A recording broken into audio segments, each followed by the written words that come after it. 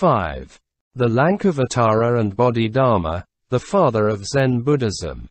In China, that the Lankavatara Sutra is closely connected with the history and teaching of Zen Buddhism in China has already been noted in the first volume of my essays in Zen Buddhism, and I wish to present here a more detailed historical account of this relationship. According to Tao Xuan's biographies of the high priests, Bodhidharma handed his copy of the Lankavatara in 4 fasciculi to his first disciple, hui-k, saying, "As I observe, there are 110 other sutras in China. But this, you take it for your guidance, and you will naturally save the world." By the non-existence of other sutras, Bodhidharma evidently meant that there were at that time no sutras other than the Lankavatara in China, which would serve as a guidebook for the followers of Zen Buddhism. This idea will grow clearer as we come to Tao Yuan's records of the transmission of the in which the author states, "The master further said, I have the Lankavatara in 4 fasciculi, which is handed over to you, and in this is disclosed the essential teachings of the Tathagata concerning his mental ground. It will lead all sentient beings to spiritual opening and enlightenment. Since I came to this country, I was poisoned about 5 times, and each time I took out this sutra and tried its miraculous power by putting it on a stone, which was split into pieces. I have come from southern India to this eastern land and have observed that in this country of China the people are predisposed to Mahayana Buddhism. That I have traveled far overseas and deserts is due to my desire to find proper persons to whom my doctrine may be transmitted. While there was as yet no good opportunity for this, I remained silent as if I were one who could not speak. Now that I have you, this sutra is given to you, and my whistle is at last fulfilled." According to this, it might seem that it was Bodhidharma himself who brought the Lankavatara to China. But Tao Xuan and other records contradict it, and thus we have the following note under the above statement in the transmission of the lamp, though the writer of the note is not known. The following is taken from the report of the Pao Lin Xuan. Xuan, the Vinaya master, who is the author of the biographies of the high priests, says under the life of K.E., the great teacher, that in the beginning Bodhidharma took out the Lankavatara and handing it to K.E. said, "As I observe that there are no other sutras in China, but this, you take it for your guidance, and you will naturally save the world." If this statement is correct, it means that it was before the second patriarch attained to the realization of the truth, that Bodhidharma handed the Lankavatara to him, telling him to go over it. But, according to the transmission of the lamp, the sutra was evidently given to K after the law was entrusted to the han.Ds of hui-k, together with the robe. Bodhidharma's further remark that he had the Lankavatara in 4 fasciculi, which he would now give to hui-k, is probably quite correct. However, the remark that he had the sutra with him sounds as if there never had been any Lankavatara before his coming to China. Opening parenthesis. This may not be quite exact. Closing square bracket. The remark made later by ma-tsu is to be regarded as more likely. For we read in one of his sermons to this effect, that Bodhidharma further quoted from the Lankavatara with which the mental ground of all sentient beings was given the authoritative seal. This does not conflict with the fact of the case. It is immaterial. As far as the historical relation between the Lankavatara and the father of Zen Buddhism in China is concerned. Whether the sutra was handed by Bodhidharma to his disciple hui-k, after the latter's realization of the truth of Zen or before, And again, whether it was Bodhidharma himself or somebody else who first brought the sutra over to China. What we want to establish here is the mere fact of the relationship that historically exists between Bodhidharma and this sutra. Now as to this, we have ascertained it to be really so. The reference to ma-tsu is important when the position of the Lankavatara in the history of Zen Buddhism after hui-k is to be considered, though I do not wish to enter into its discussion here. I just quote the passage in question. Ma-tsu figures most prominently in Chinese Zen after hui-k. For it was practically due to him and his contemporaries that Zen came to strike root most firmly in Chinese soil and grow up as a native product of Chinese genius. The passage reads thus: O monks, when you each believe that you yourself are the Buddha, your mind is no other than the Buddha mind. The object of Bodhidharma who came from southern Landia to this middle kingdom was to personally transmit and propagate the supreme law of one mind by which we are all to be awakened to the truth. He further quotes from the Lankavatara, saying, the mental ground of all sentient beings was given the seal of authority. Because he was afraid of your being too confidence used in mind to believe that you yourself are the Buddha. Single quote. Lane ma-tsu's discourse. He does not expressly say that the Lankavatara was given to hui-k by his master Bodhidharma, but simply that the existence of the Buddha mind in each of us is certified by the teaching of the Lankavatara.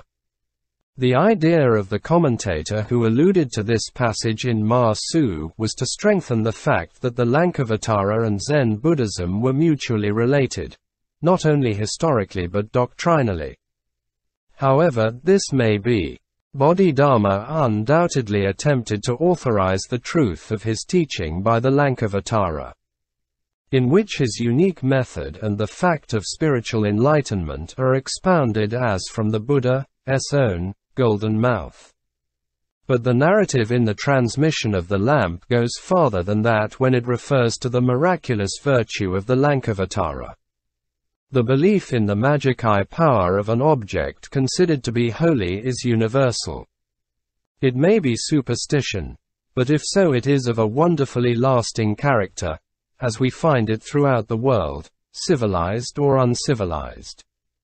May we not regard Bodhidharma's belief in the magical power of the Lankavatara to destroy the effect of poisons as an indication of the opposition of his enemies to his Zen teaching on the ground that it was not in agreement with their own experience of Buddhist life. 1If this were the case, and it is proved by other facts, the uniqueness of Zen Buddhism must have been quite a disturbing element in the Buddhist world of those days. There was one noted Zen master of the Sung dynasty who denied the historical relation between the Lankavatara and Bodhidharma. His name is Ta Quan T. Anying. LL. Section M. 985-1061. His standpoint is that of an absolute transcendentalist, ready to ignore anything relative and historical. According to The Eye for the Gods and Men, a monk once asked, tradition says that Bodhidharma, the great master, brought along with him the 4 fasciculi of the Lankavatara. Is this really so? T. Anying replied, no, that is a mere invention of a busybody. Dharma simply transmitted the mind seal which is above all letters. Directly pointing to the mind itself, he led people to see their real nature and attain Buddhahood. This being so, how could the Lankavatara have anything to do with Dharma? The monk protested, but this is the story told in the Pao Lin Xuan. The master said, the writer had not time enough to inquire with penetration. I will give my viewpoint. There are 3 translations of the Lankavatara. The first, in 4 fasciculi, was done by Gunahavadra of Sung, who was a Tripitaka master from Landia. The next one in 10 fasciculi was by Bodhidharma in the Yuan Wei dynasty.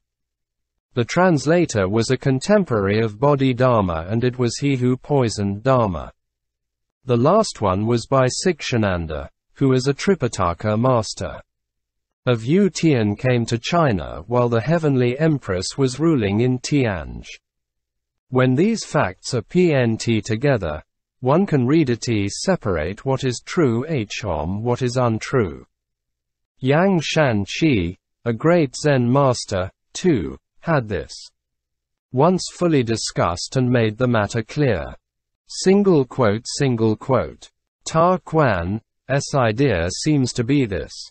The Lankavatara was brought over to China and translated into Chinese by somebody else than Bodhidharma, who thus was not at all concerned with the sutra, and, therefore, it is evident that he never handed this to his disciple hui-k. Though there is no express reference to hui-k, we can infer the above from the way he writes about the translation of the sutra.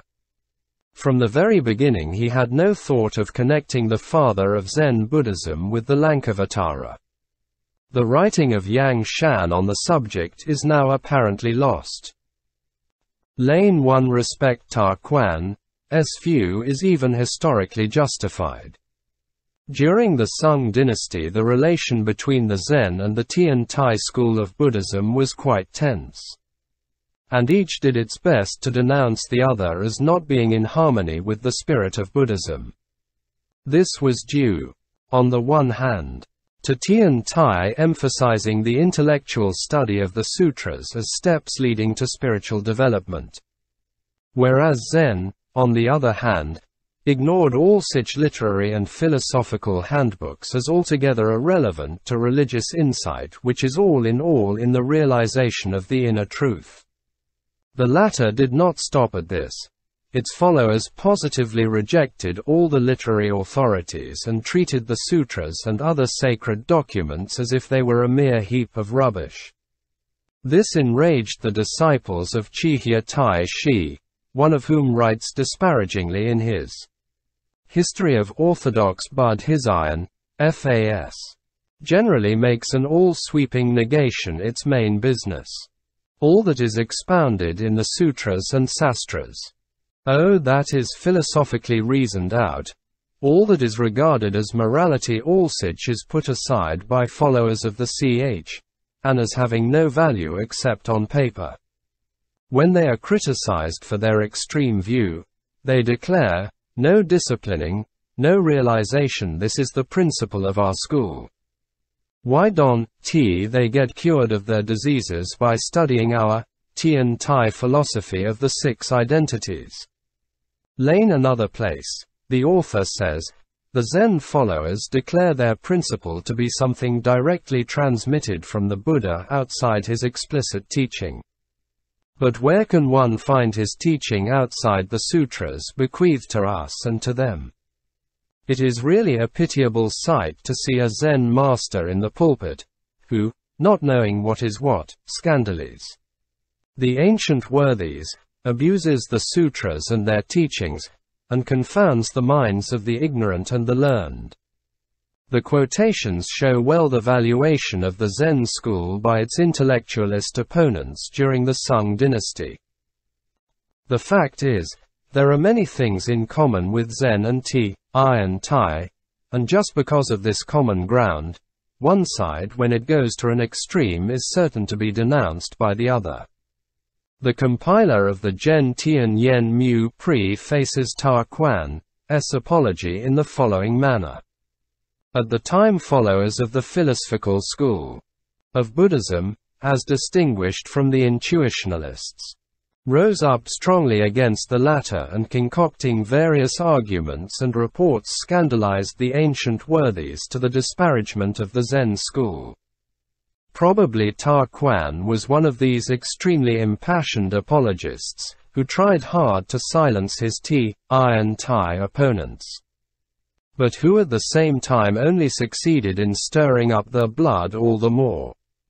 When Zen insisted on its being above all fetters of discursive reasoning, the han.Ds pointed out the fact that there is the historical fact of Bodhidharma handing the Lankavatara to his pupil hui-k, and further argued that if this be the case, how could the Zen followers justify their absolutism which cannot be separated by Sutra?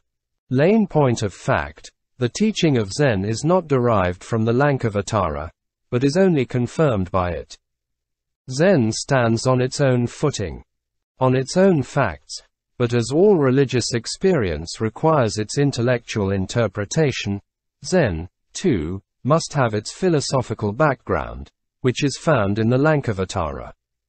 For the Sutra teaches, as will be shown in the subsequent chapters and elsewhere, that the final goal of the Buddhist life is to gain an inner insight into the truth underlying the relativity of all existence. The reason for this particular sutras having been brought by Bodhidharma to bear upon his teachings can thus easily be understood. Ta Quan went too far in his assertion, but his spirit is not altogether against Zen. At the same time, the han.Ds philosophers were not quite right in thinking that Zen grew out of the letters of the Lankavatara. The transcendental intuitionalism of Zen and the teaching of pratyatmagatigakara in the Lankavatara were what connected the two so closely.